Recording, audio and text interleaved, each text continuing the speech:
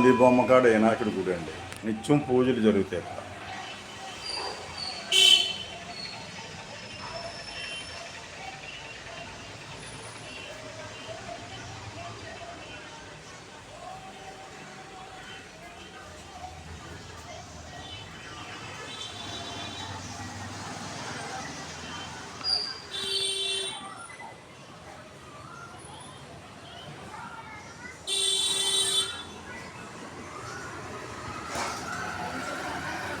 ఈ రావి చెట్టుకి అందరూ కూడా ప్రదక్షిణాలు చేసి ఇలా సంకల్పం చెప్పుకుంటారు.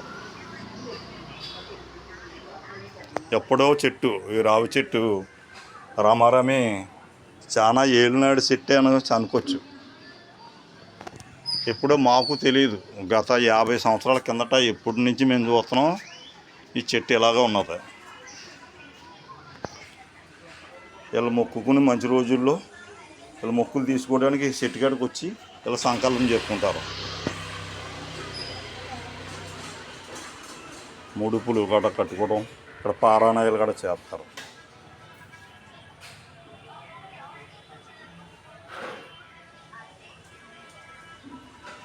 ఇది ఆంధ్రప్రదేశ్ కాకినాడ జిల్లా పిఠాపురం టౌను. గాంధీ బొమ్మ సెంటర్ అంటారు, బందులదొడ్డి సెంటర్ అంటారు. బందులదొడ్డి సెంటర్ గతంలో ఉండేది, ఇప్పుడు గాంధీ బొమ్మ సెంటర్గానే ఇక్కడ ప్రసిద్ధి అవుతుంది.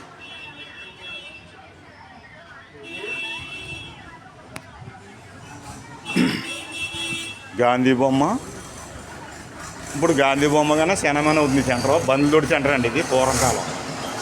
ఇక్కడ చుట్టుపక్కల గేదెలు గట్రా ఎవరైనా పొలాల్లో పాడు చేస్తే వాళ్ళు తీసుకొచ్చి ఇక్కడ అప్పచెప్పడం కూడా చేసేవారు అప్పట్లో. ఇంకెప్పుడు ఆ కాలం ప్రసాద్కి పోయింది.